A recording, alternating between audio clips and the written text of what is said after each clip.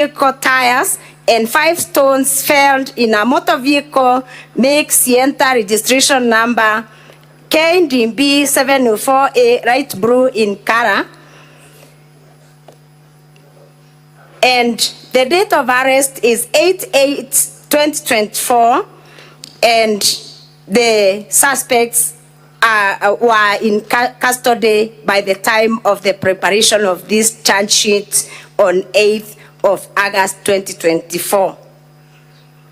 Witness, you recall before we broke for break, there was a video that was played by the governor?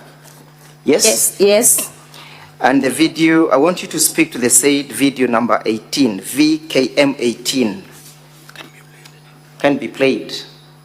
And as await the playing of the same, do you associate yourself, you and all the persons who represent this afternoon, with the content and the sentiments and the views of that person who spoke?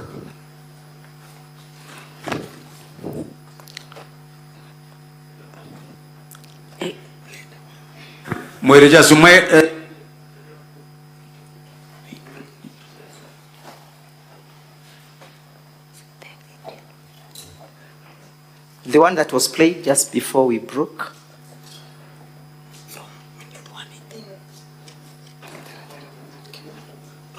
Of shame, that ounce of greed called the Senate.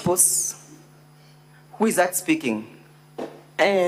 Thank you, Honorable Speaker and Honorable Members. That is a political activist from Meru County. Is he a member of the County Assembly of Meru? He is not a member of the County Assembly of Meru. Is he an employee of the County Assembly of Meru? He is not. Evidence was laid that he is Secretary General of the Bas Party, yes? He is not the Secretary General of the Bas Party. Who is the Secretary General? The Secretary General of the Bas Party is Milton Mugambi Manyora. Milton Mugambi Manyora. Yes. Where do you get that evidence from? I get the evidence from a Gazette notice. A Gazette notice dated 9th May 2024. Gazette notice number 5805 by the Political Parties Act. Yes? Yes. And it was alleged that the association between that video is that there are 20 members of the County Assembly from the said political party who are supporting the motion, yes? You recall? Yes.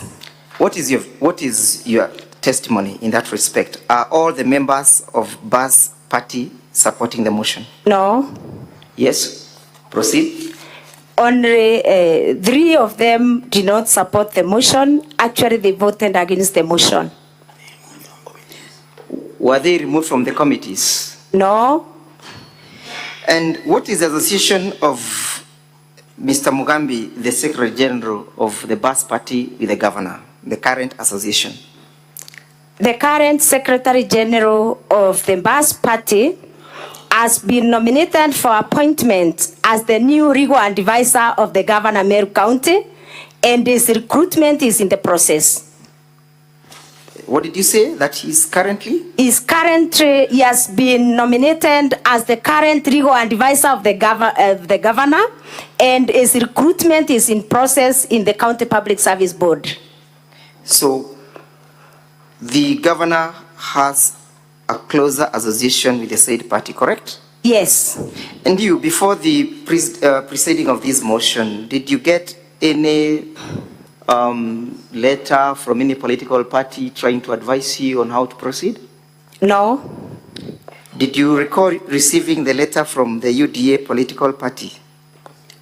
I did not receive any letter from the UDA political party. I just saw it on social media. Yes, but to whom was it addressed, and what was the content of the letter? It was addressed to High, and it was instructing me to withdraw this motion from the County Assembly, but I never received any. From whom did Or who was the author of the letter? The UDA Secretary General, Cleophas Marara. So with all those, what motivated you then to bring this motion? I got motivated to bring this motion because when I started, I said it is in pursuit of good governance, it is in pursuit of accountability, it is in pursuit of the people of Meru getting services and getting quality services from the county government of Meru. In the opening remarks by my senior land counsel, Mr. Ongoya, it was alleged that you had promised in advance to bring a motion of this nature, yes? I had not promised to bring a motion of this nature. Yes. I did not promise anyone that I would bring a motion of this nature. So, do you have any evidence that perhaps may be beneficial to the Senate, where perhaps you might have made public remarks in respect to the question of accountability of the governor? Honorable Speaker and honorable members, there is a video that has been circulated since I moved this motion in the county assembly. It has been circulated in Baita TV several times, and I am very sure that that video is an abstract of what I said. I have a full video of what I talked about during that media interview. Do you wish us to have the same played? Yes, I would wish that the video I would wish the extract is played. Then my video is played to ascertain that the extract was meant to mislead the people of Meru, mislead the people of Kenya, and also to mislead this house. Thank you. Would you kindly then have video number 1, VKM 1, in the governor's folder played?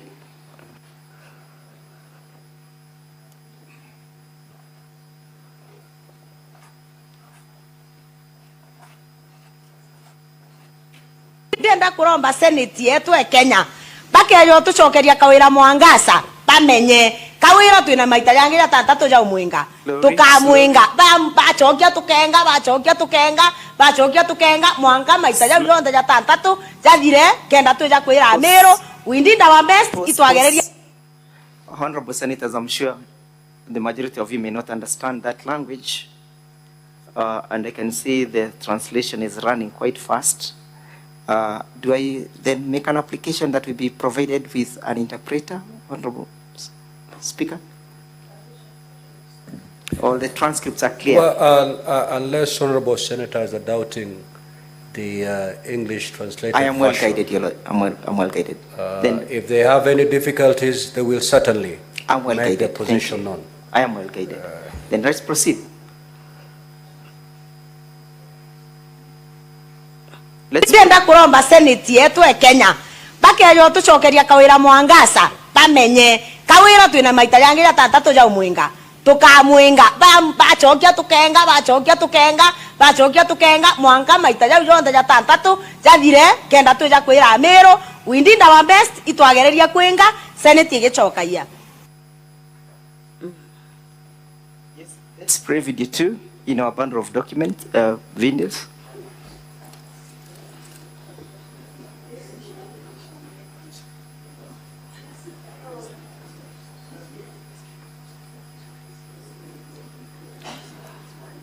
But as we play, what was the context of that video? Thank you, Honorable Speaker and Honorable Senators. That video is just a small extract of the media interview that I done that day.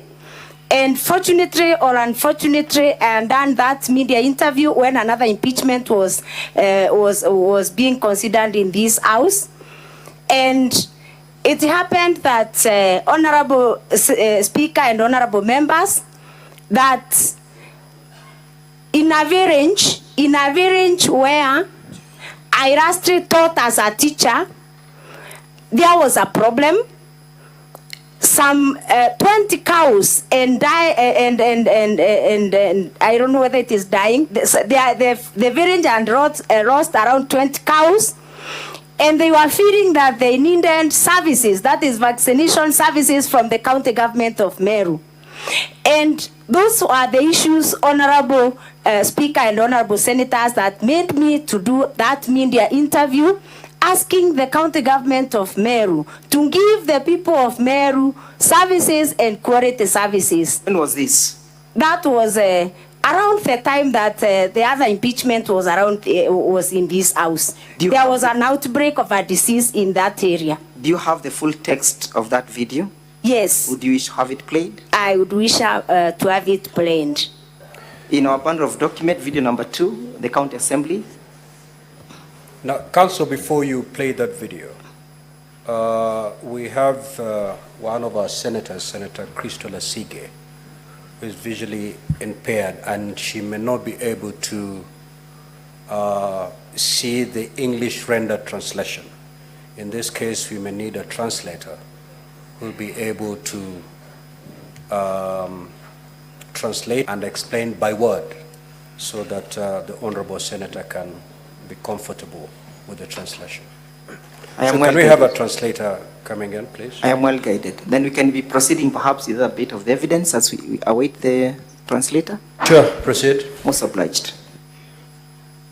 Let's go now to the averments and your claims in the notice of motion. And we begin by looking at issue number 1, illegally revoking the appointment of CPA Virginia Kawira. Yes? Yes. That is one of the grounds that you want to move the Senate to impeach the governor on, correct? Yes. How was this illegal? Why should the governor be held accountable for this? Thank you, Honorable Speaker and Honorable Senators. My first ground on gross violation of the Constitution and other laws, I have accused the governor of illegally revoking the appointment. I beg your pardon. I think, Mr. Speaker, the translator has come. Perhaps then we can go and deal with the first issues that we can have. Very well. You may proceed to play the video. Video number 2 in our bundle of videos, the county assembly.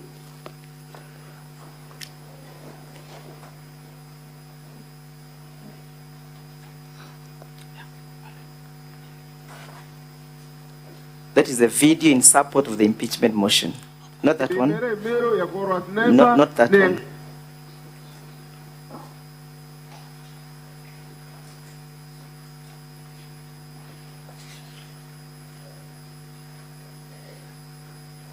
The folder appearing as videos in support of the impeachment motion.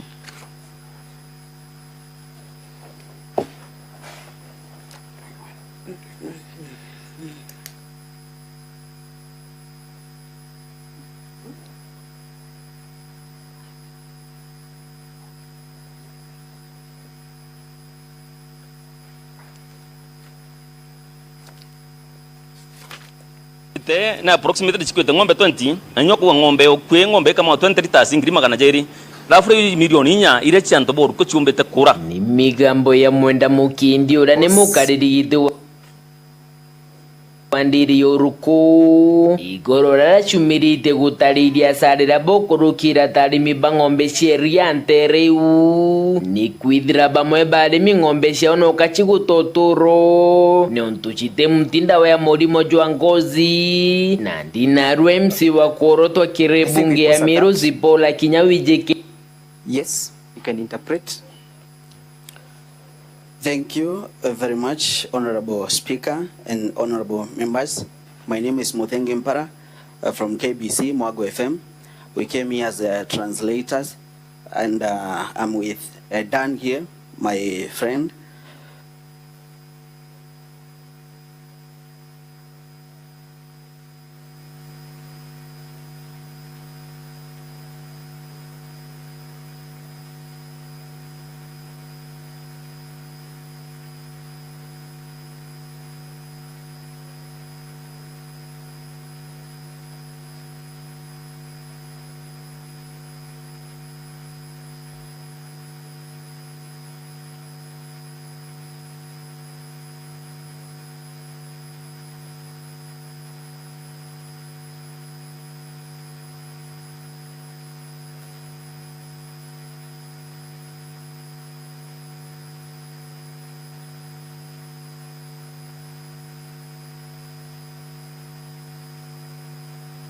ng'ombe ichikwite na approximately chikwite ng'ombe 20 anyoko ng'ombe okwe ng'ombe kama 20 liters ngiri magana jeri lafure milioni inya ire chanto boru ko chumbete kura ni migambo ya mwenda mukindi ura ne mukaririite wandiri yoruko igorora chumirite gutariria sarira bokurukira tarimi bang'ombe sheria ntereu ni kwithira bamwe barimi ng'ombe ciao no kachigutotoro ne ontuchite mtinda wa murimo jwa ngozi na ndina MC wa korotwa kirebunge ya Meru zipola kinyawije keneta ZDK na umirite kwarira kiuntu giki akiona ni akemeneria utongeria bwangaba na Kawira Mwangaza bole akuga ne bodho gugere uritingugi gavana riria agwikira budget ye kweja na ng'ombe akaeja mtu mwe ng'ombe mwe gi sub county agachoka akorerua igutethia antu bara bai na ng'ombe igakua ng'ombe ikwite ng'ombe 20 na ntiraigwa ng'ombe kinyemwe ikitwe ndene yo area yo ruko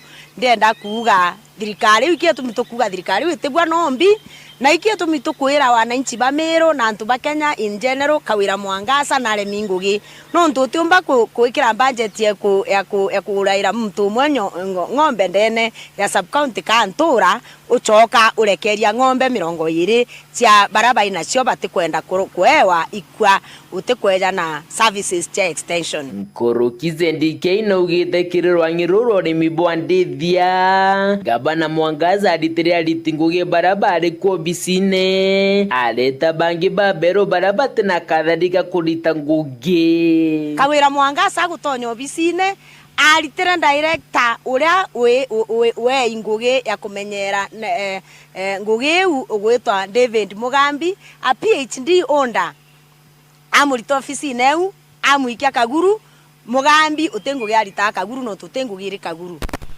ajukia muthaka utiqualified na grape vine na oni kuga ikase ni omurega baichu amunenkera ngugi ya director livestock na veterinary services ngugire anene bakumba kurita ndene ofisi eu ikorita mbecha bakiuga bakuthithia manto no tujo bathithitie Moses Bayeno urane mukarigitwa.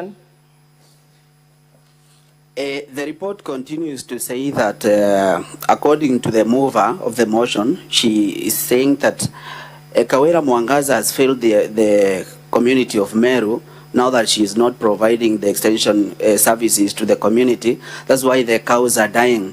She says even buying cows to the people around in the villages, it doesn't make sense because she cannot go ahead and vaccinate the ones that are dying. So it doesn't make any sense according to her. Yeah. It was an issue about the doctors. Yeah, and veterinaries and the she also answered that. Yes, what is your issue, Senator Crystal Asige?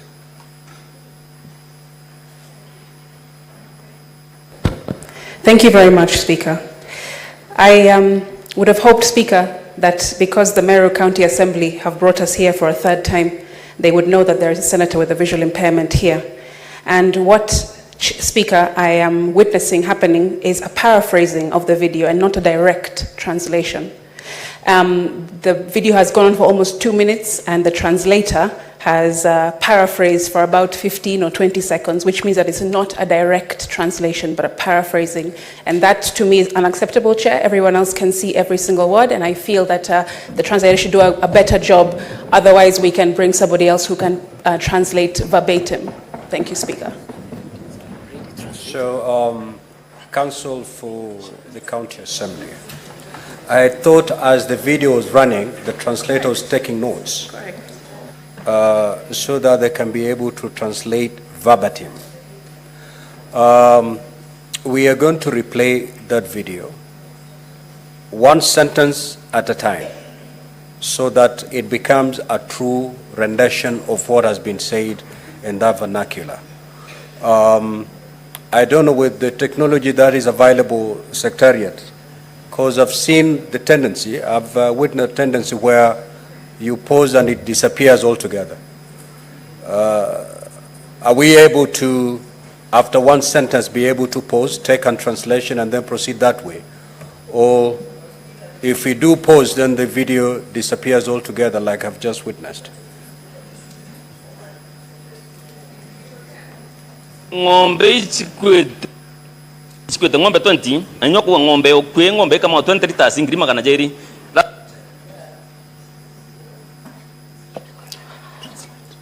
The translation for that,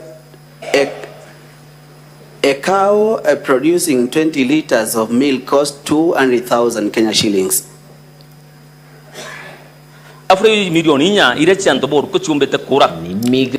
Which translates closely to 4 million that Meru farmers are losing. Gambo ya mwenda mukindi urane mukariri wandiri yoruko. Those ones are from chairman of Oruko Dairy, who has explained the laws that the dairy farmers have incurred and also and the grievances. Igorora chumirite gutariria sarira bokurukira tarimi bangombe sheria ntereu ni kwidra bamwe balimi ngo. Those grievances are from the farmers because many of the farmers there who are dairy farmers are going through a lot of loss.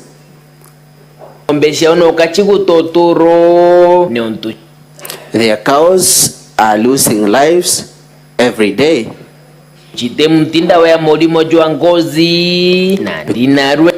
Because there is no vaccination for skin. MC wa korotwa kirebunge ya Meru zipola kinyawije kenyatta ZDK na umirite kuarira kiuntu gike. Now the nominated MCA ZK Kenywa has come out to talk about the issue. Kiona ni akemene yotongeria Mwangaza na Kawira Mwangaza bole kuwa. She has come out to discredit the governance of Meru Governor Faith Kawira Mwangaza.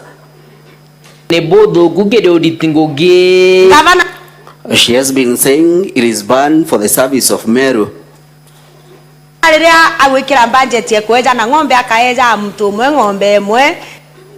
When the governor is giving the services to the community, giving one person one cow, sub-county agachoka akorerwa igutethia antu baraba ina ng'ombe. When governor is giving one cow in every sub-county and she is forgetting the people. Ng'ombe ikwite ng'ombe 20 na ntiragwa ng'ombe kinyemo ikitwe ndene yo area yo Ruko. She has forgot the people who are losing their cows, and there is no a single cow that was taken to Oruko, the villages of Oruko. Ndenda kuga dirikari ikietu mtokuga dirikari itegwa nombi. That's why I'm here to say that that government cannot feed even a day. Na ikietu mitokuira wananchi ba Meru na antu ba Kenya in general Kawira Mwangaza na lemingugi nonto. And that's why we are telling the people of Meru and the people of Kenya that Governor Kawira Mwangaza cannot work, cannot deliver. Tumba kuikira budget ya kuraira mtu mwenyo ng'ombe ndene ya sub-county kantura uchoka urekeria ng'ombe. You cannot be having a budget of buying one cow for one person and then mirongo iri cia baraba inacio batikwenda kuewa ikwa utikweja na service extension. And then you leave the 20 cows for the people who are not given the cows to die.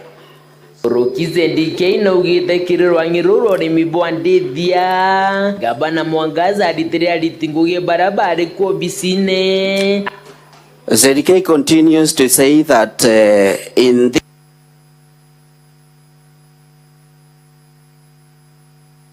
was working there.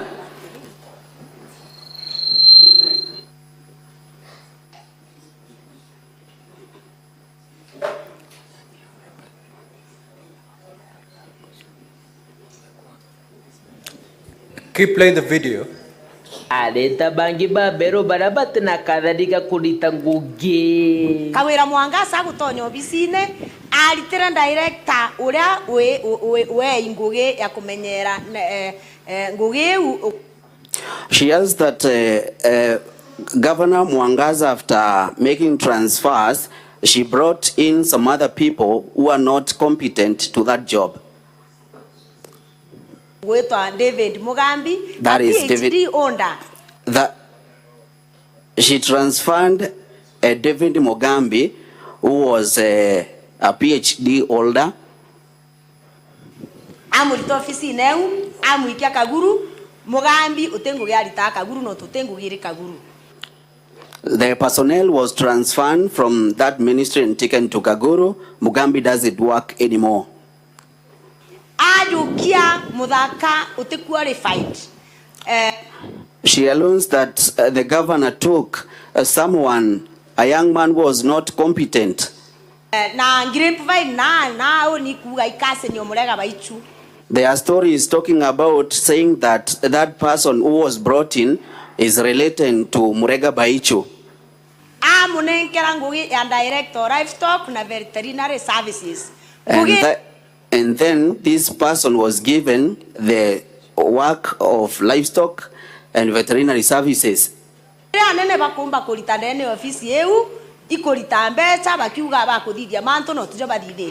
The main job they're doing in that office is giving a lot of money, saying that they are working and there is nothing they're doing. I think we can stop at that. And thank you. So, would you then put context to that video? Thank you, Honorable Speaker and Honorable Members. I have said it was a call. It was a call from the farmers, and those farmers having worked with them as a teacher. I worked as a teacher in that village. They expressed their frustrations to me, and actually that is what I was addressing. And Honorable Speaker and Honorable Members, I have mentioned an issue of cows that succumbed to an outbreak of a disease, and when the farmers sought help from the offices, they were not getting any help. And personally, I took an initiative as a person who was very close to those people. I took an initiative. I called the director livestock and veterinary services, who was my former colleague at the county government. And when I called him, Honorable Speaker and Honorable Members, and asked him why there's an outbreak that has not been attended to, he told me that he was just transferred from the office and taken to Kaguru. I would want this house to note that the director is the substantive director for livestock and development and veterinary services in Meru County, but he was displaced for no good reason. And then the cows are dying in Meru County. And that was my great concern, Honorable Chair. So in that video, at the end, Honorable Chair, that is where I am saying, because the government is not sensitive to the cry of the people of Meru, even if it means taking the governor again and again for impeachment, we shall do it, because we cannot let the people of Meru suffer, because the constitution is very clear that it doesn't matter how many times somebody violates the constitution, the remedies should be sought. Thank you. So that's one of the evidence of the breakdown of delivery of services in Meru County, yes? Yes. Let's go to ground number 1, and Honorable Senators, I'll be referring largely to volume 2 of the bundle of documents when delivering this ground. Exhibits in support of the impeachment. It's a volume that appears in this color. And kindly, Honorable Senators, turn with me to page 1 of the said bundle. You have alleged and you want the governor to be removed from office for illegally revoking the appointment of Virginia Kawira, yes? Yes. Who was Virginia Kawira? Virginia Kawira is the current secretary stroke CEO of the Public Service Board, Meru County. Why are you saying that there was an illegal revocation?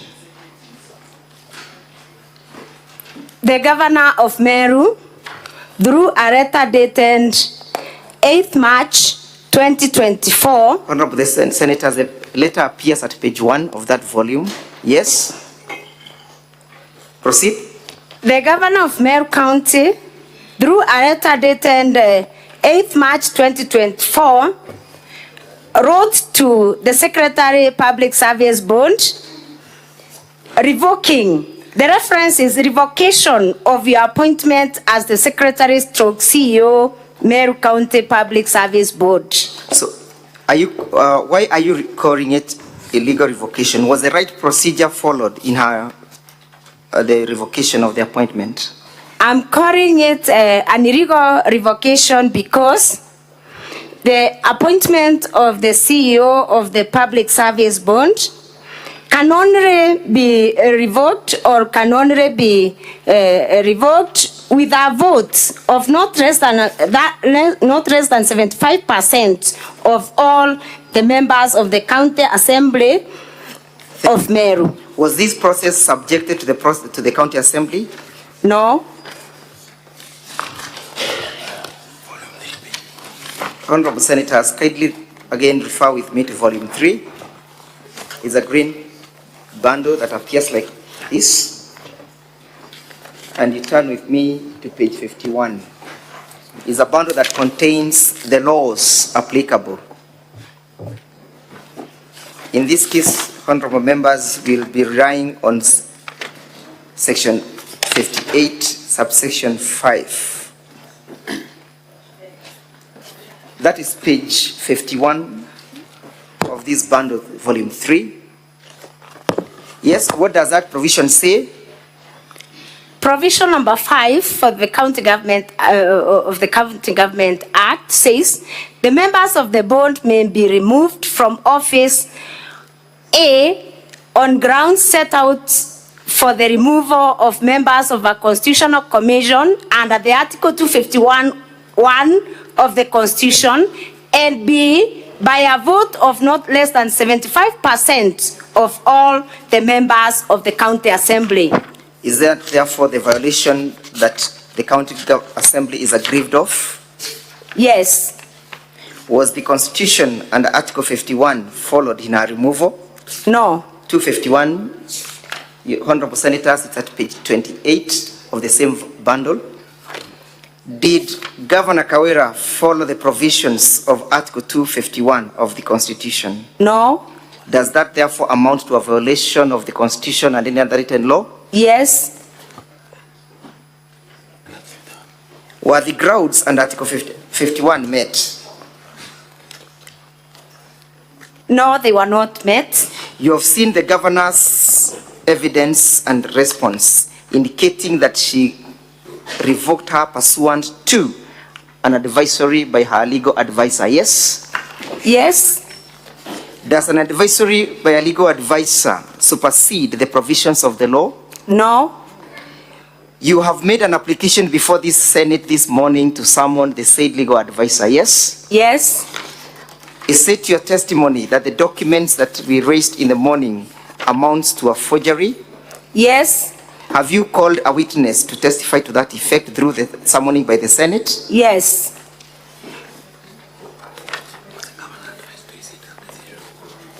Did the County Assembly take any action in that respect?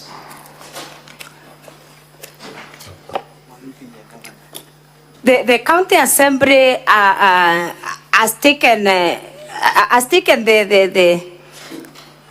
action of changing the governor or putting the governor to task because of this illegal revocation. And I remember we came here again with the same issues. What were the reasons contained in the said letter? What were the reasons for her revocation? The reasons for the revocation are that the secretary or the CEO did not seek the leave of absence through the right process. And again, the reasons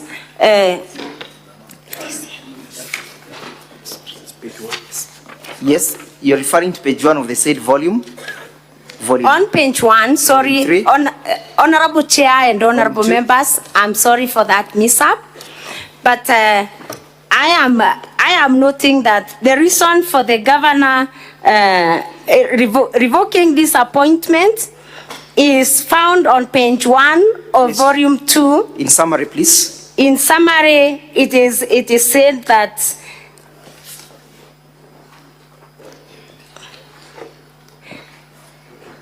the officer did not, let me read, Honorable Speaker and Honorable Senators, for. Yes, please do. Let me read Briefly, just the letter, the second paragraph, page 1 of volume 2. It has now been brought to my attention that apparently you did not relinquish your position in the county public service before assuming this role in your appointments. The County Government Act expressly disqualifies state officers and public officers from the positions created under Section 58(1) of the Act. Being a public officer, you are thus disqualified from the position of the secretary to the board. Were there other subsequent advisories from any other constitutional organ in that respect? Yes. Do you have that evidence before the Senate? And if yes, lead us to the page. Page 2 of volume 2. Page 2 of the same volume 2. Would you kindly identify that letter? The advisory on revocation of the appointment for Ms. Virginia Kawira Mireti. From whom is it? It is from the chairman of the Meru County Public Service Board. Who is the recipient or the addressee of that letter? Our Excellency Honorable Bishop Kawira Mwangaza, the Governor, Meru County. When is it dated? It is dated 12 March 2024. What is the advisory in conclusion? In conclusion, it's on page 3 of volume 2, the last paragraph. In conclusion, it is the board's considered opinion that your letter dated 8th March 2024 to Ms. Virginia Kawira Mireti revoking her appointment as the Secretary/CEO of the Meru County Public Service Board is not legally binding, as the officer is duly appointed as per the existing laws. Thank you. Did the governor respond to that letter? Yes. Do you have evidence before the Senate? And if yes, kindly read us to the same. Page 4. Yes. Of the same document, that is volume 2. Yes. Page 4. The governor writes back. Yes. Writes back. Who is writing back? The governor. Yes. The governor writes back. When is the date of the letter? 12 March 2024. And who is Julius Kianga Mitu? Julius Kainga is the chairman Meru County Public Service Board. Is he the recipient of that letter? Yes. Who is the author of the letter? The author of the letter on page 6 of the same bundle, that is volume 2, is Our Excellency Bishop Kawira Mwangaza, Governor Meru County. Would you kindly read the conclusion? On page 5 on the same volume, the last paragraph, in conclusion, Ms. Virginia Kawira Mireti failed to resign as a public officer before taking the position of the Secretary of the County Public Service Board, despite promising to appointment amounts to an irregularity and as such, I have revoked the same to cure and correct this irregularity. Between the governor and the county assembly, who was supposed to make a finding of whether the process was illegal or not? The county assembly. Thank you. Do you have any other advisory in that respect? And if yes, kindly lead us to the page that contains the same. Yes, there was another advisory on the same. From whom? From the Public Service Commission. When is it dated? 16th February 2023. Who is addressed on that letter? The letter is addressed to the then Acting Chief Officer, Public Service and Administration, Department of Legal Affairs, Public Service and Management, County Government of Meru. What is the content of the letter? Advisory on leave of absence for serving county public officers wishing to take contract as county chief officers. What did the commission say in respect to leave of absence? Is a person who is on leave of absence deemed to be holding two jobs at the same time? No. Would you kindly read the conclusion to that letter? The conclusion on page 8 of the same document, that is volume 2, reads, please note that care must be taken to ensure that leave of absence is only granted for employees that take up contractual positions that are not within the staff establishment of the county. Leave of absence may be therefore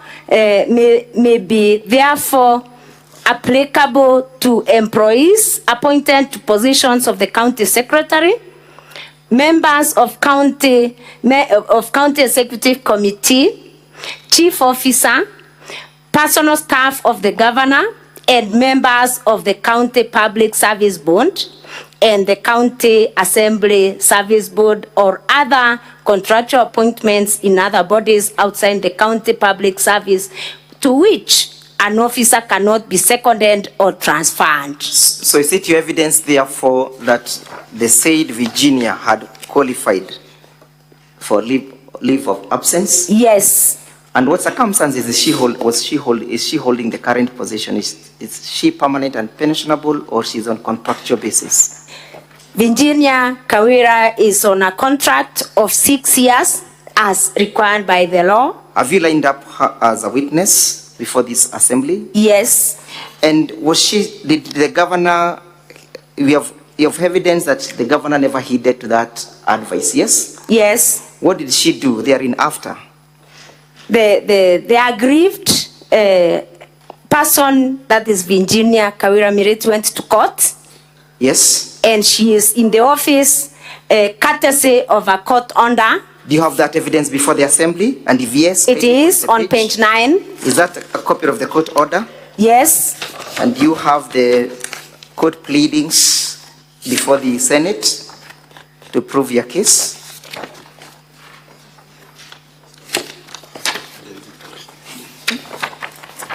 Yes? Yes. And you wish to tender them as evidence before this assembly? Yes.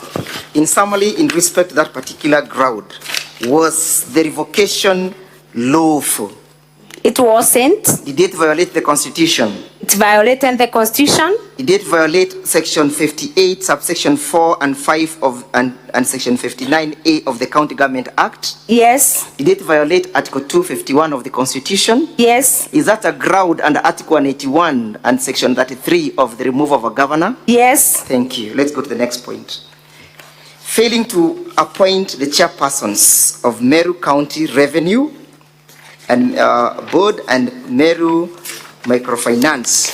But before we go to that, has this revocation appointed the revocation of CPA Virginia Kawira Mwangaza? Kawira affected service delivery in Meru County? Yes. In which way has it affected service delivery? It has affected service delivery in Meru County because the county executive has really, in many times, usurped the powers of the Meru County Public Service Board, and because of that, then the Meru County Public Service is not running well. Thank you. Does this conduct of the governor promote confidence in our office? No. Does it promote good governance? No. Is it does she exhibit accountability to the people of Meru County? No. Does she respect the sovereignty of the people when she goes on and ignore the performance of the county assembly?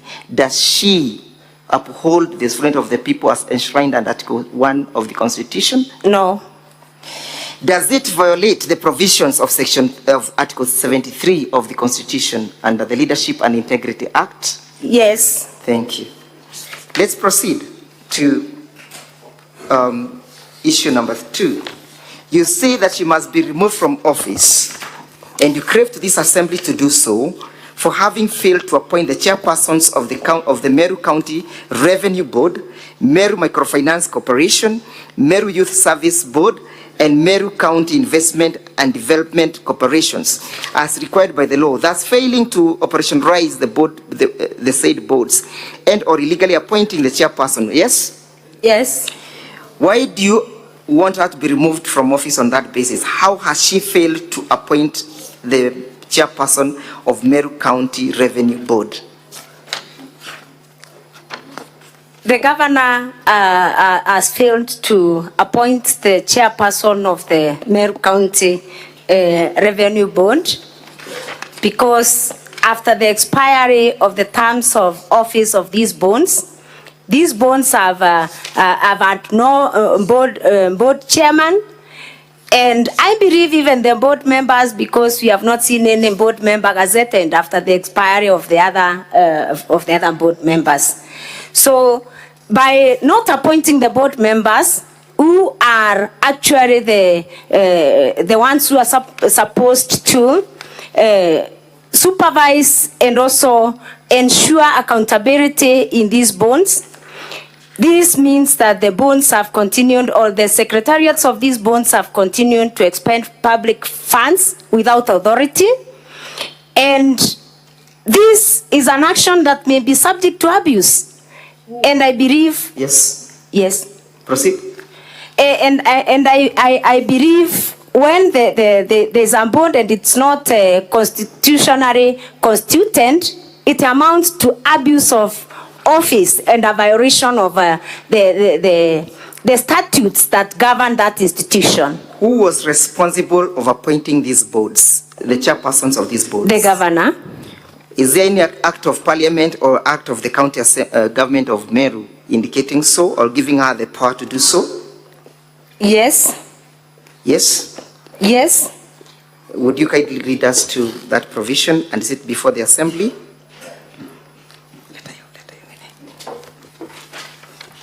Yes?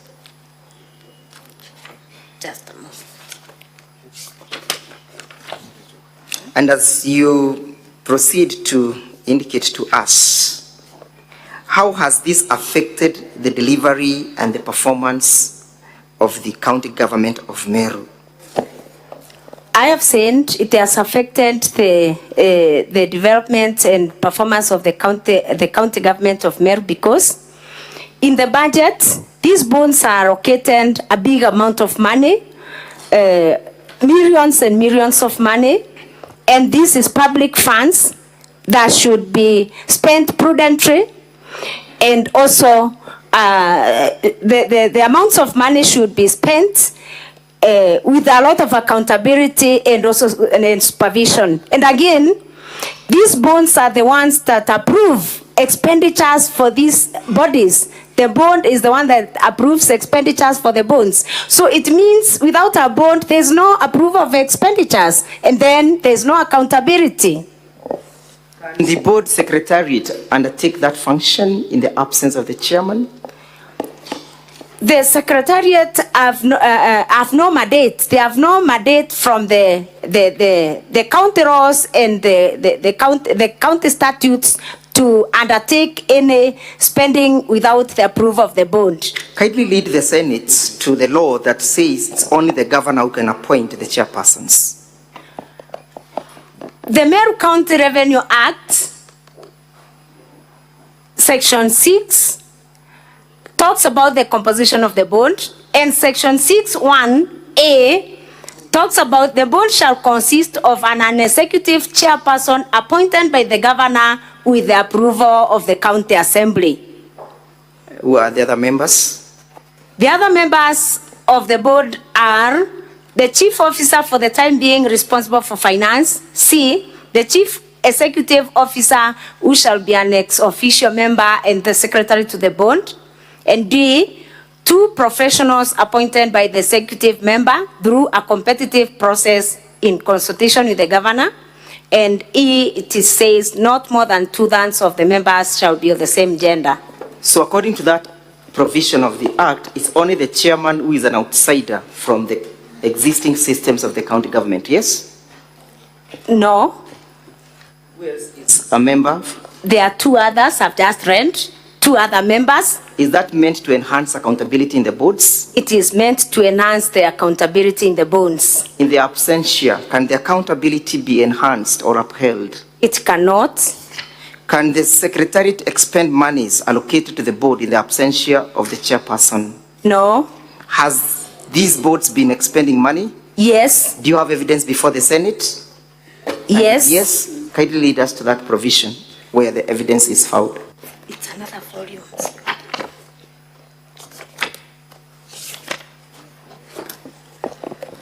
Yes. Senators, kindly go with me to volume 2. Volume. At page 358. Sorry, 383, Honorable Senators. Volume 2, page 388. 383, I beg your pardon. 383, I beg your pardon. Kindly lead the senators to understand that piece of evidence, count by count. You can see where we have number 1, yes? Yes, number 1 is Meru County Microfinance Corporation, correct? Microfinance Corporation. Next column speaks about approved budget allocated for the year 2023-2024, yes? Yes. How much was allocated? The allocation was, the allocation for the financial year is 76,155,481. And the next column speaks about exchequer issues, yes? Yes. What does, and how much is the 51,911,631. Then the next column speaks about actual expenditure, correct? Yes. How much has been expended? 63,201,198. The next column speaks about submission of financial statements as at 31st March 2024, yes? Yes. What is the status? Yes. What does that mean? It means they were submitted. Yes. Yes. So during the expenditure of during incurring of this expenditure, was the board fully constituted? No. How much was expended in the current status of the board? The actual expenditure for the period in question is 63,201,198. In the absence of a legally constituted board. What evidence do you have that at the time of the expenditures, the board had not been fully constituted? Honorable Senators, kindly go with me to page 51 of the same bundle. 52. 51. 51. Would you kindly identify that document for the Honorable Senators to understand? Yes. On page 51 of volume 2, we have a Kenya Gazette. Yes. When is it dated? Dated 14th June 2019. What is the Kenya Gazette number? The Kenya Gazette number is 5202. Yes. Yes, the minority leader. What is the issue? What's your intervention?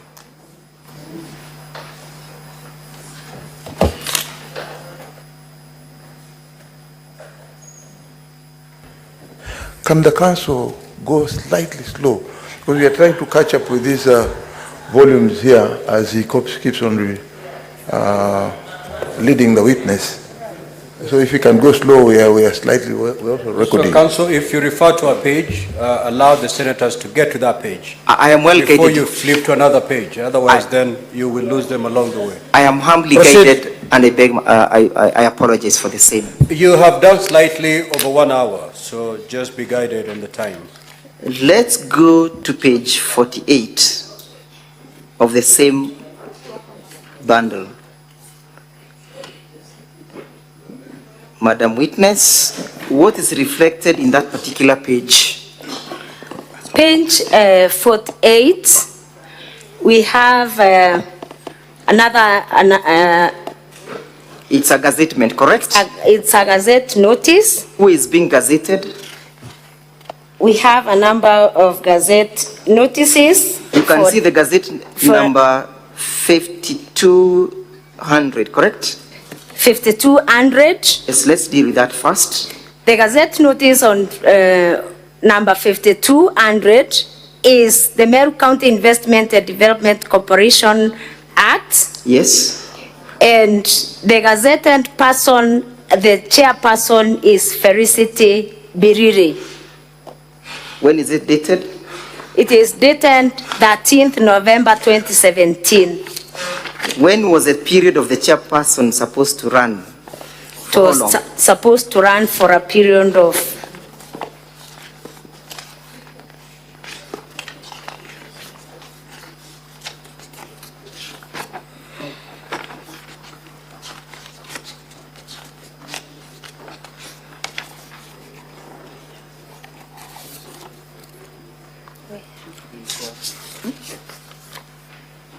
Yes, from the Act. When was it supposed to run?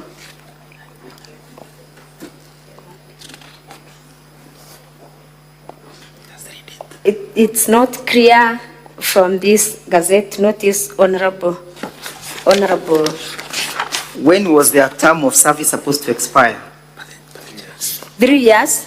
3 years. Yes. With renewable term, correct? Yes. So was the term of the persons appearing on that particular page ever renewed? No.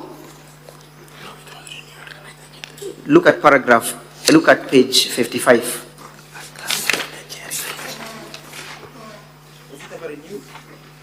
Or what happened to that chairperson?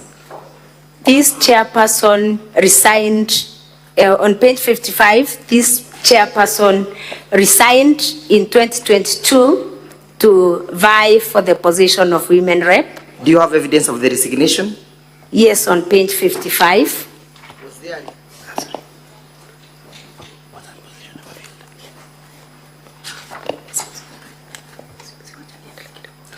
Was the position ever filled?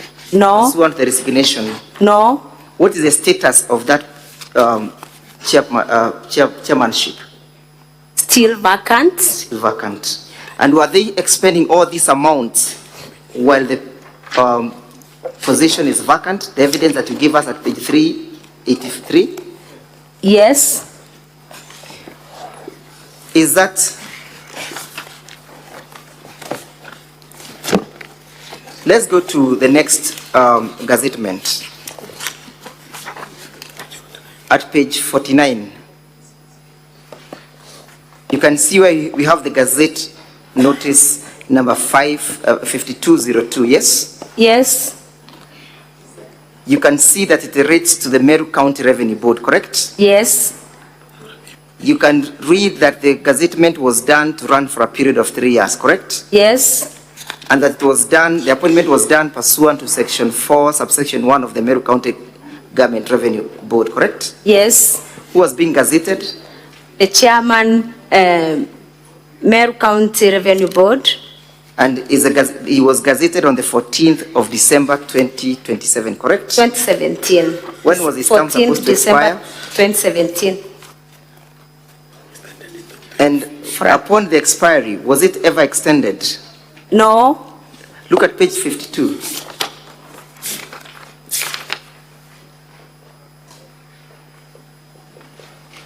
Are you with me at page 52? Yes. Have you seen another subsequent gazettement, number 38? Yes. Being gazetted by the governor then, Kiraito Murungi? Yes. Whose term is being extended? For the chairperson? The chairperson. Yes. When was it supposed to expire? From which date was it gazetted? 2020. How long was it supposed to run again? 3 years. When then was it supposed to expire? 2023. 2023. Yes. Which year? Which month? November 2023. Did that month fall due? Yes. Was there an appointment? No. Let's go back again to page 383, where we have that table. And kindly, let's go to paragraph 4, correct? Yes. Again, we repeat what we did. That is the Meru County Revenue Board, correct? Yes. And the allocation was that of 359,932, correct? Yes. The exchequer issue was that of 231,080 million, correct? Yes. The actual expenditure was 212 million. Yes? Yes. Kindly confirm whether or not that expenditure was done in the absence of the chair. Yes. Why is it important to have a chair of the board? The chair of a board is the one who presides over all the board meetings, and it is the board that approves expenditures for these semi-autonomous government agencies of Meru County government. So it's your testimony that therefore the expenditures were done without the approval of the board? Yes. Who was supposed to make sure that these boards were up and running? The governor. Did she undertake that role and responsibility? No. Is it your assessment that she therefore abdicated her duties? Yes. Does that inspire confidence in her office? No. Does it contribute to good governance? No. Does it contribute to upholding the rule of law under Article 10? No. Does it enhance accountability under Article 10 and the prudent use of public resources under Article 201 of the Constitution? No. Does it therefore breathe confidence under Article 73 of the Constitution that she knows how to manage the affairs of the county government of Meru? No. Is it a ground that meets the impeachment under Article 181 of the Constitution as read together with the Section 33 of the Constitution? Yes. Is it your prayer, therefore, that the Senate should uphold and consider this ground as fully substantiated? Yes. Let's go again to the laws that requires the governor to undertake this role. Honorable Senators, we are at page volume 3, I beg your pardon. But before we go to that, you have also alleged that people have been appointed to exercise those functions without undergoing the due process, correct? Yes. Is there any person of any of this board who has been appointed unlawfully? And if yes, who has appointed that person? There is one. Yes. Do you have evidence before this assembly? The chairperson, Meru County Revenue Board. The chairperson, Meru County Revenue Board.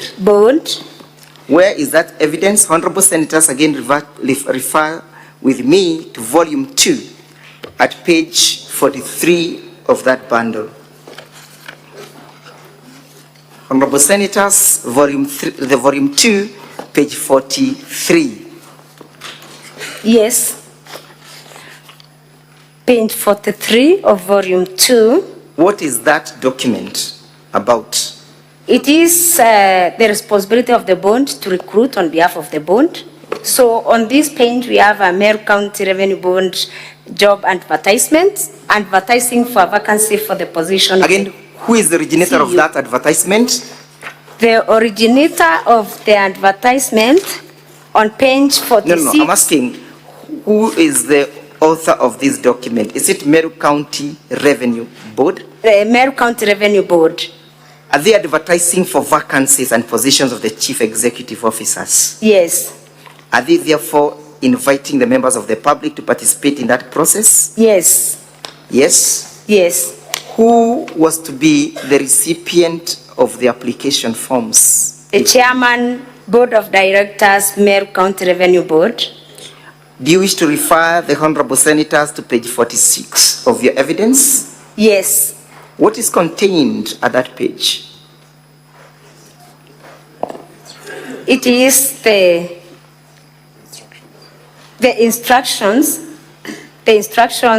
for those who will be, the applicants. Yes. They are instructed that the suitable qualified candidates are invited to apply and can access the detailed job description from their website. Yes. Named there, and all applications and documents should be sent through email. Yes. Or by post or courier. Yes. And addressed and by hand delivered to the chairman, Board of Directors, Meru County Revenue Board. Which date are they supposed to have these applications reach the desk of the chairperson? 10th June 2024. Is there a chairperson currently holding that position? None. But the letter addresses or speaks that they must be forwarded to the chairperson, correct? Yes. Who appointed this chairperson? The governor. The governor. Yes. Did it follow the due process as prescribed by the law? No. Was the county assembly ever involved in that process of the appointment of this governor? No. Did you vet and or approve that particular chairperson? No. Then therefore does that amount to a violation? Yes. Let's, honorable senators, go to what the law says in terms of the appointment and look at volume 3 of the same document. Honorable senators, we look at page 59, which is the public appointment into bracket county assemblies approvals. Yes? Page 59, honorable senators. Page 59. Volume 3. Of volume 3.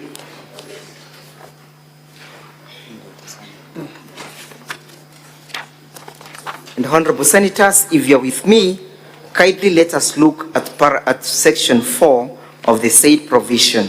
Kindly read it out, Madam Witness. Volume, section 4. Section 4 on page 60 of the Public Appointments and County Assemblies Approval Act. Yes. Reads, exercise of powers of appointment. An appointment under the Constitution or any other law for which the approval of a county assembly is required shall not be made unless the appointment is approved by the relevant county assembly in accordance with this act. Was there that approval? None. Is there an appointment? Yes. Is that a violation? Yes. Have that met the provisions of Article 181 as read together with Section 33 of the County Government Act? Yes. Does that breathe again confidence in the manner in which the governor executes her functions? No.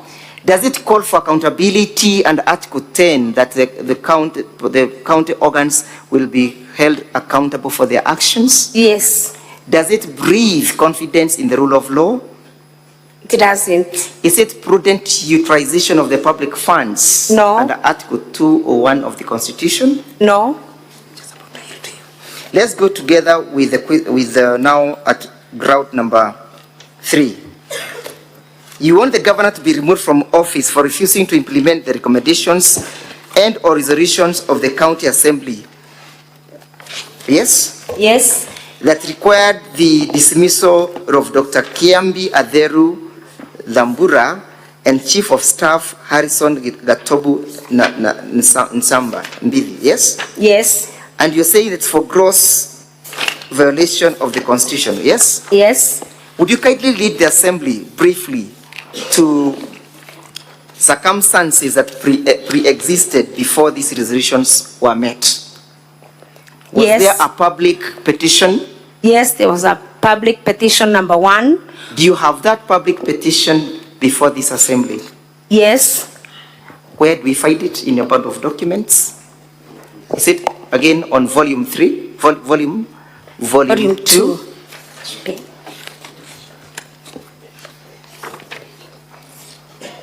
Volume 2, honorable senators. Again, the same volume.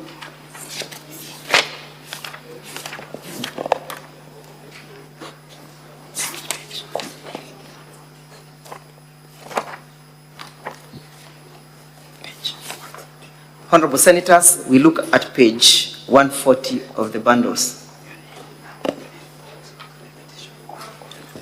Sorry, I beg your pardon, we're looking for the petition, the public petition.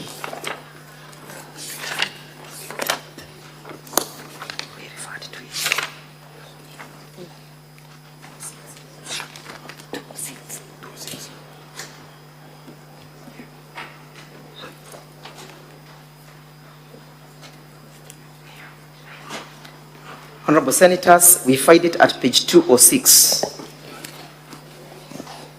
206 of the bundle. Madam Witness, kindly speak to the evidence relating to that page. On page 206, there is a petition that was brought by members of the public to the County Assembly for consideration. What were the issues that the County Assembly was supposed to the issues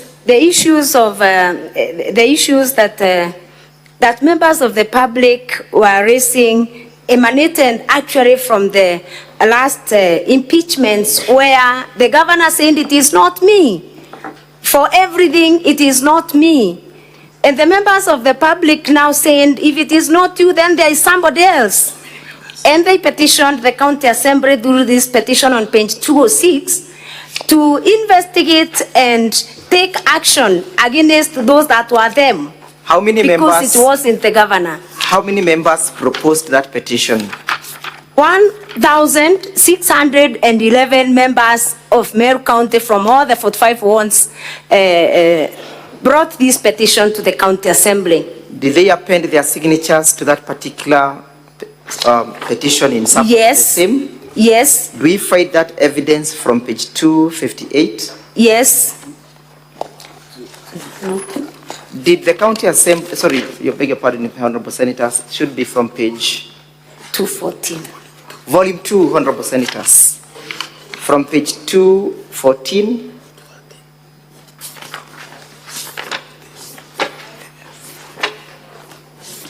to 258. Those are the signatures in support of that particular petition, correct? Yes. Did the County Assembly consider that petition? And if yes, what was the outcome? Yes, a joint committee of the Committee on Labor and Justice was directed to consider this petition. And upon consideration, the joint committee made recommendations to the governor. Did the County Assembly generate a report? Yes. Emanating from that particular petition? Yes. Where is the report found in your bundle of documents? Page 90 of volume 2. Page 90 of volume 2. Yes. Honorable Senators, I hope you are there with me. Page 90 of volume 2. That is the report of the particular committee concerned, correct? Yes. Were there recommendations that ensued therefrom? Yes. Where do we find those recommendations? There were... Where do we find them? Do we find them at page 140? On page 140 of volume 2. Page 140 of volume 2. Page 140. Yes. Did you conduct a hearing, or did you give these individuals a fair opportunity to appear before the committee before the decision was rendered? Yes. Did all the members who were affected by the petition participate in that process? They participated except... Yes. They all participated. Yes. Except the Chief of Staff, Harrison Gatobu, Arias Nchambambede, yes, who did not respond to the summons. Did the petition relate to only those two individuals, or there were other individuals who were also involved in that petition? There were 12 of them. There were 12 of them? Yes. All of them in the executive office of the governor, correct? Yes. Were all verdicts positive or negative in respect to all the 12? All verdicts were not, some verdicts were positive, others were negative. When you say they were positive, what do you mean? Some of the county executive committee members were very clean. We did not have an issue, we did not find any issue with them. So, they were acquitted, correct? They were acquitted, yes. So, at page 140, what is the county assembly recommending? Page 140, paragraph 14, Honorable Senators. Paragraph 14 on page 40, that the Chief of Staff, Harrison Gatobu Arias Nchamba-Mbethe, contravened section 18(1) as read together with sections 22 and 27 of the County Assembly's Powers and Privilege Act 2017 by failing to honor the summons and invitations to appear before the various assembly committees, including this joint committee, to produce evidence and respond to the allegations leveled against him in this petition. Those are the findings, correct? Yes. Does he always oblige to summons, or is perpetually and notorious of ignoring the same? He doesn't. Again, what then do you continue to read? This wanton disregard for all for summons and invitations by the respective committees of the county assembly was not only in contravention of the aforesaid laws, but also acted to undermine the standing of the county assembly as a whole. Was this communication ever made known to the governor? Yes, it was made to the governor. Where in your evidence are you recommending their removal? On the same page, page 140, on committee recommendations, I would wish Honorable Speaker and Honorable Senators to read recommendation number 2 on page 140, that the governor do dismiss the county secretary, Dr. Kiambi Adero Thambura, and the chief of staff, Mr. Harrison Gatobu Arias Nchamba-Mbethe, from office for gross violation of the Constitution and other statutory laws. Was this communication ever made known to the governor? Yes, the communication was made to the governor. Where do we find that evidence in your bundle of documents? Page 144 of the same document, volume 2. Page 144. Yes. Of the same document. Yes. Let's describe that document. From whom is this document? The document is from the County Assembly of Meru. When is it dated? It is dated 14th December 2023. Who is the author of the document? The author of the document is the Clerk, County Assembly of Meru. Was the document ever served upon the intended recipients? Yes. Do you have evidence of service? Yes. Where is evidence of service found in that document? Page 145. No, I'm asking on page 144. Did the governor or the office of the governor acknowledge receipt of that letter? Yes. How did they acknowledge receipt? The office of the chief of staff acknowledged receipt on 18th December 2023. How did they acknowledge it? How did they acknowledge? The stamp. They acknowledged it by stamping. By stamping it on 18th December 2023. So on that date, the governor was made aware of that particular resolution, correct? Yes. Did she act upon that resolution? No. Does that therefore amount to upholding the rule of law and Article 10? No. Does it contribute to good governance? No. Does it contribute to respecting other constitutional institutions as the status of the county assembly? No. Does it amount to a governor who wants to be held accountable and responsible? No.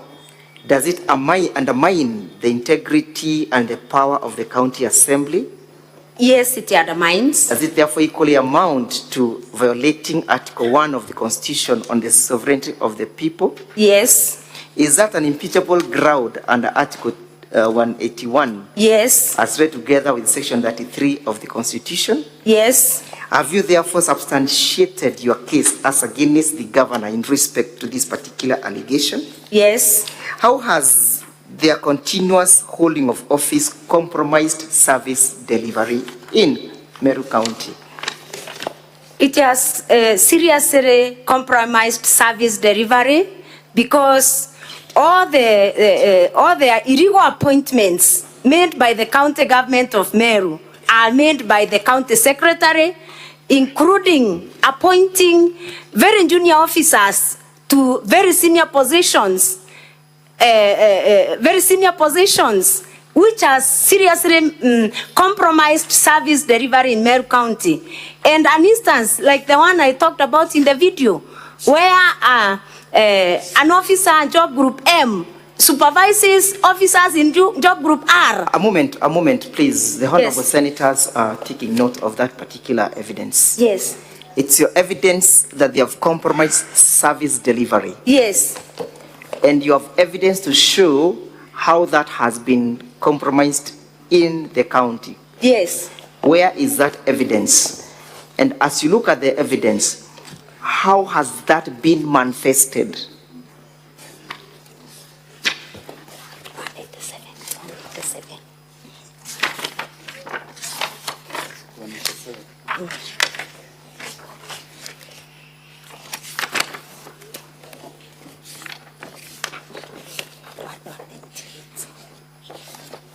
On page Volume, identify the volume and volume page. 2. Volume we have 2. Volume 2. Volume 2. Yes, volume 2. Yes. Page. Sorry, the volume 2, we have the document on page 198. 198. But because in the bundle of documents it's not clear, the page is not clear, we made a clear copy. It's in volume 6. Volume 6, a replacement of this document on volume 2, page 198. Yes, let's, honorable senators, go to volume 2. Volume 2 is not clear, so I'm talking about now volume 6. We made Volume a clearer 6, copy. okay. Volume 6 is a replica of what we find at Page 198. At page 198. Volume 2. Honorable senators, if you will go with me to page 30 of volume 6, which is a replica of the same evidence. Volume 6 at page 31. Sorry, honorable members, it's volume 6, page 31.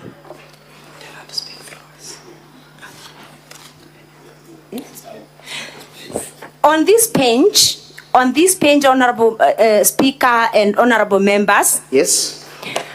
I had sought a statement from the county government in June 2023 on the deployment of directors in the county government of Meru. Yes. A statement which was never responded to. Whom had you sought the statement from?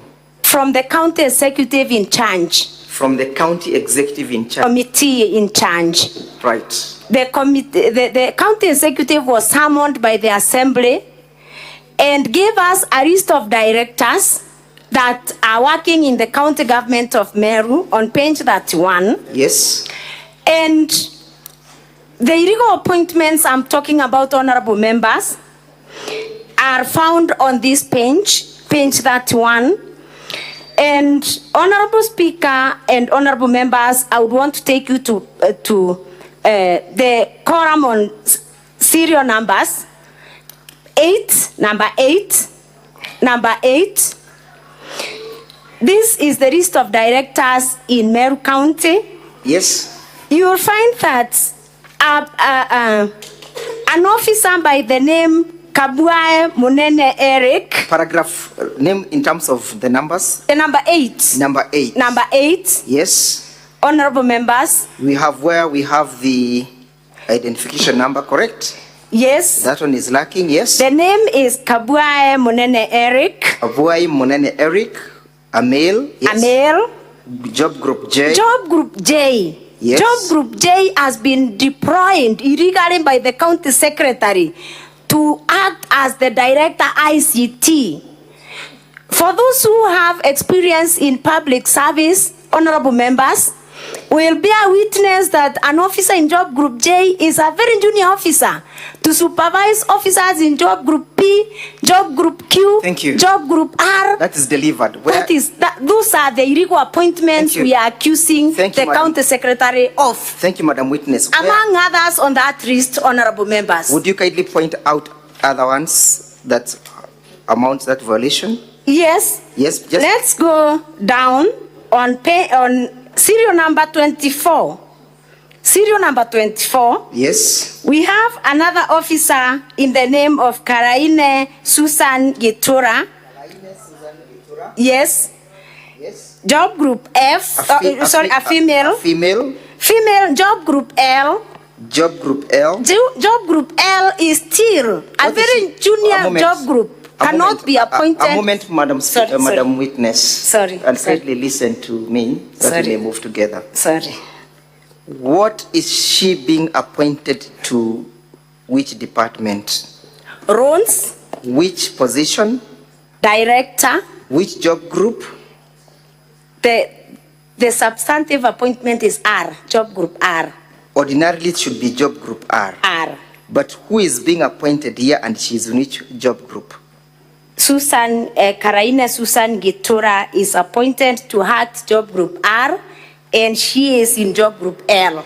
What is the status of the roads and transport network in Meru County as we speak? Very bad. Is there hue and cry? Indeed, there is. Hue and cry? Yes. Thank you. Is there any other entry that you wish the senators to look at? Serial number 25? Serial number 25. Yes. Who is being appointed? Maraine Cyprian. Yes. A male. Yes. Job group L. Correct. Director? Director Roads and Transport in charge of fleet management. And she's being appointed to oversee the road transport and energy sector, correct? Yes. And she's the Directorate of Fleet Management? Yes. Correct? Yes. Does she qualify for that appointment? She doesn't. He doesn't. It's a he. He doesn't. Doesn't qualify. Yes. Kindly confirm that this is a list of directors that you received pursuant to your search of information and that the same came from the county executive. I can confirm. And at page 32, do you have any other indication that you would wish the senators to note? Counsel for the County Assembly, just pause a bit. Senator Boni, what is your intervention? Thank you, Mr. Speaker. Mr. Speaker, I'm following page 31, and I would like further clarity because the 4 officers whom Madam has referred to don't have payroll numbers. You will have that opportunity, Yes. Senator Boni. Could they tell me so that I know whether they are real or not? Not now. She'll tell you, but not now. You will have an opportunity to seek those clarifications. At that time, you'll be given your clarification. Proceed, Counsel for the County Assembly. Madam, thank you, Honorable Speaker. Madam Witness. Yes. Kindly refer to me with me at page 30 of the said document. Yes? Yes. That is a letter dated the 25th of June 2024, correct? Yes. The letter is addressed to the Clark County Assembly of Meru, correct? Yes. And the same comes from one Dixon Munene Nkatha, correct? Yes. Who is Dixon Munene? Dixon Munene is the CCM, the County Executive Committee member for Legal Affairs. Is this the letter that forwarded this list? Yes. And therefore you confirm its source, correct? Yes. And that the same was received by the county Assembly Clerk on the 25th of June 2024, correct? Yes. Honorable Senator Khalwale wanted you to confirm whether there is payroll indicated there too. Number. I can confirm that there is no payroll number that is indicated there. And I may not know the intention, the reason, because that's an official document from the county government. But you have evidence before this assembly that they have maintained 2 types of payrolls, correct? Yes. Both manual? Yes. And? IPPD. IPPD. Yes. And that you have evidence to that effect that you shall be leading in the future. Yes. Now, before I yield you to my learned friend, I'll only ask you one question about ground number 6. Yes? Yes. Ground number 6 is that you are accusing the governor of deliberately and knowingly misleading the public. But before we go to that, do you have evidence before this assembly where service delivery has been compromised? Do you have a video indicating how service delivery has been compromised? Yes. Would you wish to play video number 11 in our videos? Yes. Kindly have it played. Our videos in support of the motion.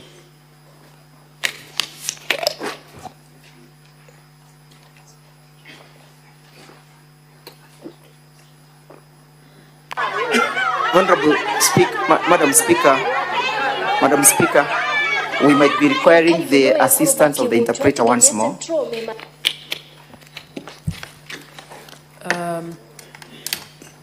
Can the interpreter come in? I direct that the interpreter be brought in.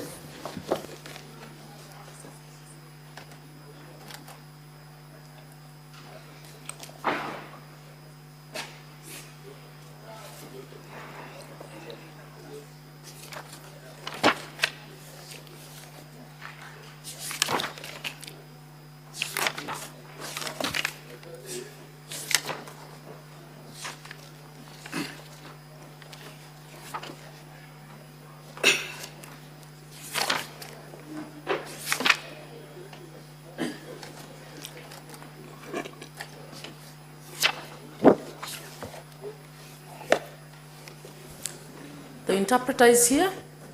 You may proceed to play the video.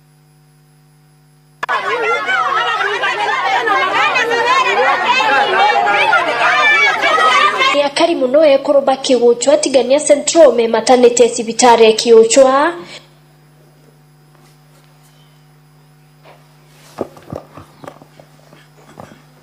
The interpreter.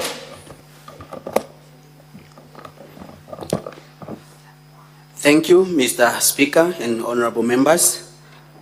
These are residents of Kiwochwa ward. Once again, my name is Mutembei. I'm from KBC, Mwangaza FM, the translator.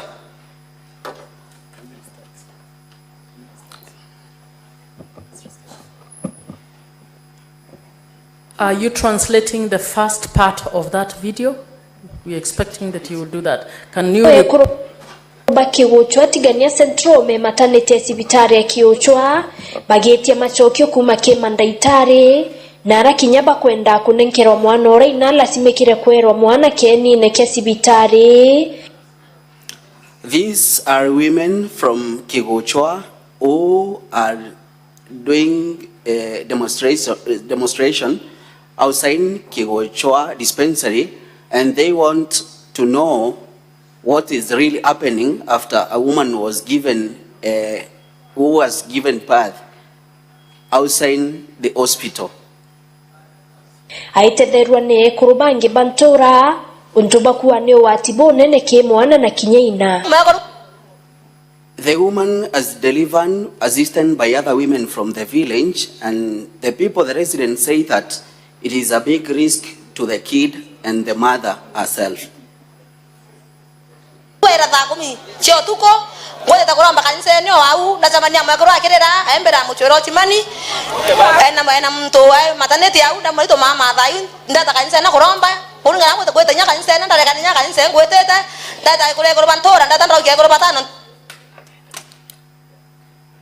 We came here at 4 a.m. and I found this woman who was asking for assistance. She was looking for the watchman and she asked me to help her reach out to the watchman. I was coming to pray.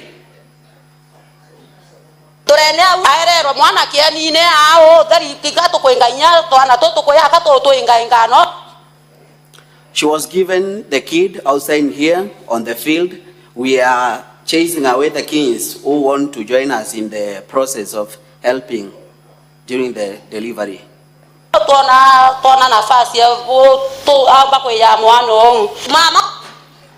It is a big embarrassment and it is not a good thing.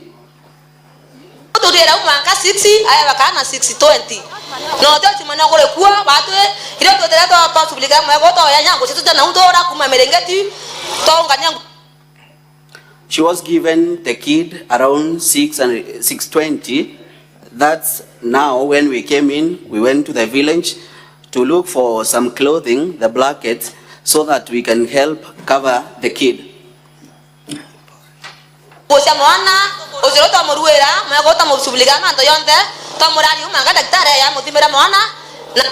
We did everything, including clothing for the kid and anything else. And now we are waiting for the doctor to come in and maybe do the examination.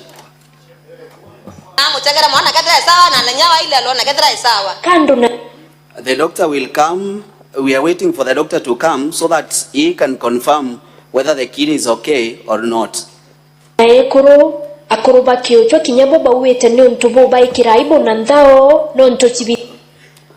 Women and men from Kiwochwa are embarrassed and they say it is something that is disrespecting in the community.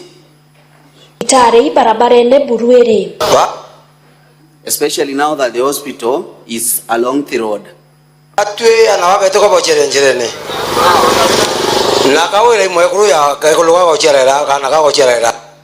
Women are delivering outside. Governor Kawira Mwangaza is a woman just like the women that are delivering outside here.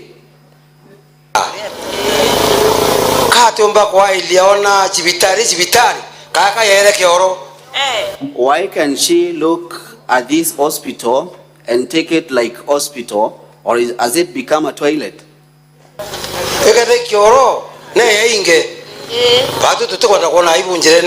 If it is a toilet, let her come and close, because we don't want to see this embarrassment here.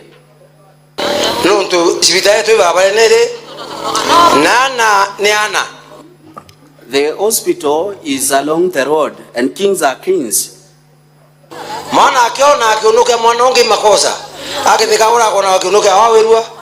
When the kings are looking at the private part of another kid, it is bad. What about if these kings were looking at the private part of the governor? Would she be happy?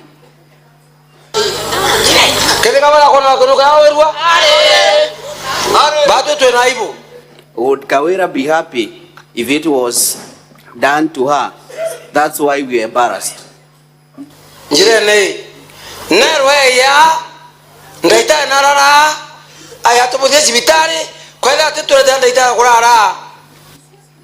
Let the governor be told to come here, look at this hospital. The doctor should be here, and if she won't do this,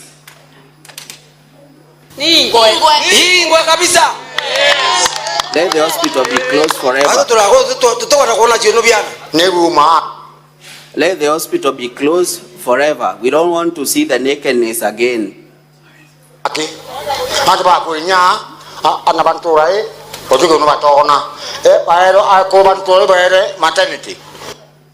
The kings from this village have seen everything, including the nakedness.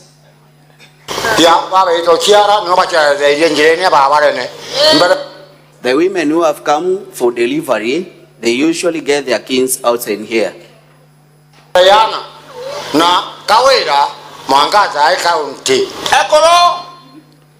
Sorry, pardon, that one, Kailu?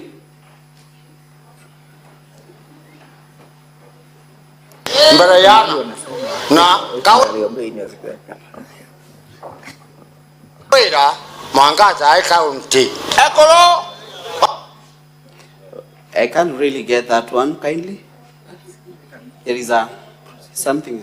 Yes. Umaki ataba kunya anabanturai otuko no batona baero akobanturai baere maternity ya baba ito chiara no bacha yenjirene baba rene mbere yana na Kawira Mwangaza county ekolo. The kings from this village have seen everything, and Kawira should know this. Palea toana lamine alitoa machokondare na ba primary no. The women here are getting their children along the tarmac, and the secondary students and primary students. Kuringana na ulwamiri bwa sibitari ibachiomerie buraba komba nyume kwa mukira kesi na araba tungatere mwana na inano mwike sibitari Meru level 5 nontobo. According to the hospital, they have tried the best they could have done. They have taken the kid and the mother and taken to Meru level 5 hospital. Tungatankuruki nontomwana usiari atekinyethetie gita. They have refunded the mother and the king to Meru level 5 because the kid was not due to time to be born. Sibitari ne aruorerwa lakini kuringana na ngwera ere tekweleka totena daktari bakwetha bare utuko batukareria asia beto no tukaria to sumboka ontorene mwasi yake. The hospital was open here, but now the services are the problem. The doctors are not available so that they can look after the patient in the hospital.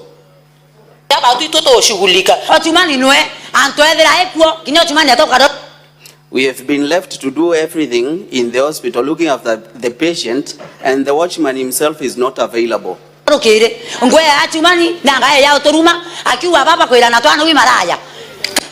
The watchman is insulting, and he is also calling us who are going to seek the services, the prostitutes.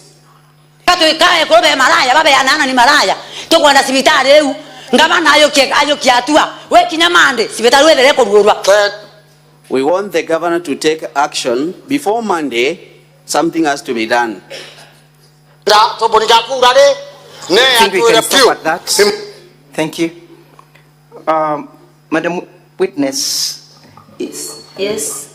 What is the status of service delivery in Meru County in respect to that hospital? And are you aware of that hospital?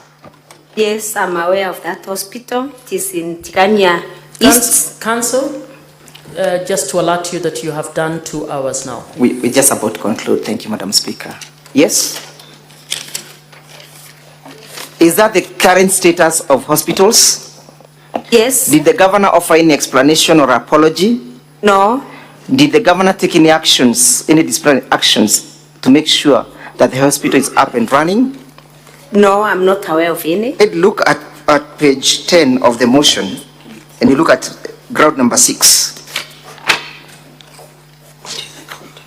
Which is the count? What are you charging the governor with? Honorable Senators, in the volume 1, the grounds of impeachment. Yes. What are you charging the governor with? Gross misconduct. Count number 2. Yes. Gross misconduct. How has the governor misconducted herself in this respect? Briefly. The governor has engaged in gross misconduct by deliberately and knowingly misleading the public by giving false information that Kenya shillings 86 million yes, and been raised through the pay bill number 247 account number 04001639178899 established after the murder of Daniel Mutiani, alias Sniper, thus violating the moral and ethical requirements expected of state officers, contrary to section number 19. That's okay. What does the governor say in respect to this amount of money? And what is the actual fact? the governor, in a video that I would wish that is played. It's okay. Just what did she say? She claimed that the people of Meru, including the MCAs, and contributed a total of 86 million after the death of the blogger from Meru known as Daniel Mutiani alias Sniper. But what was the fact? The fact is that according to the bank statement, yes, according to the bank statement on page 277 in volume 2, 277 yes, to the last page. The last page is 330. The correct position is that a total of 286,518,000 was contributed by the members of the public. What is the evidence appearing at page 277? The evidence that is those are bank statements, correct? These are bank statements. Who is the account holder? The account holder is Irene Kawira Kamencho. Where is she operating this account? She is the widow to the deceased. And therefore she was one who was in charge of operating this account, correct? Yes. Have you ever had an opportunity to interact with the said Kawira Kamencho? I interacted with her when she called me.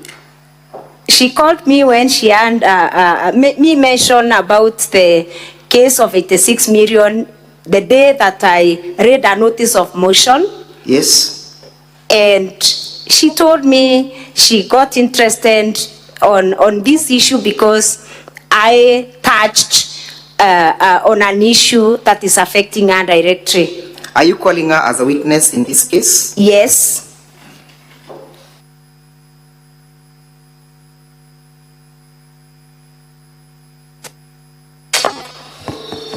What is your grievance in respect to these particular utterances and who uttered them? These utterances were meant to mislead the public. Who uttered them? The governor of Meru County, Kawira Mwangaza.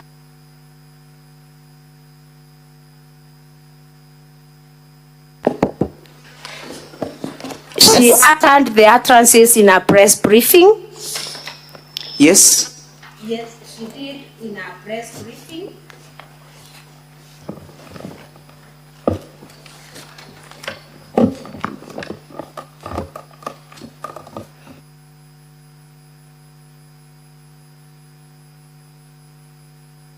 Yes.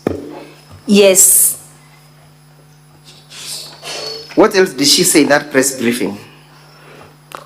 In that press briefing, the governor saying that a total of 86 million was raised in respect to the contributions towards the man.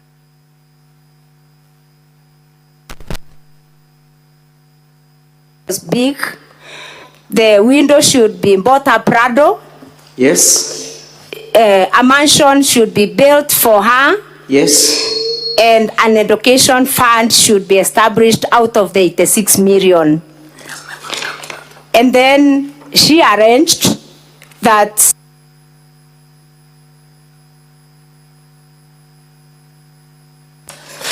it is a business that the MCAs are used to get fuel for their vehicles. Yes. It is an avenue for playing politics. And I believe those ones were not kind. She said in respect to the death of Sniper. She's saying that those that were agitating for the justice for Sniper were playing politics. And it is not only Sniper that has died in Meru County. What did she say in respect to the Sniper's wife?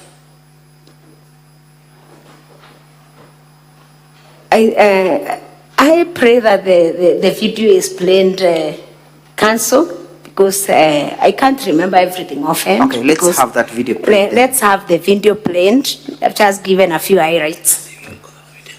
No, we'll call the other witness to have it played.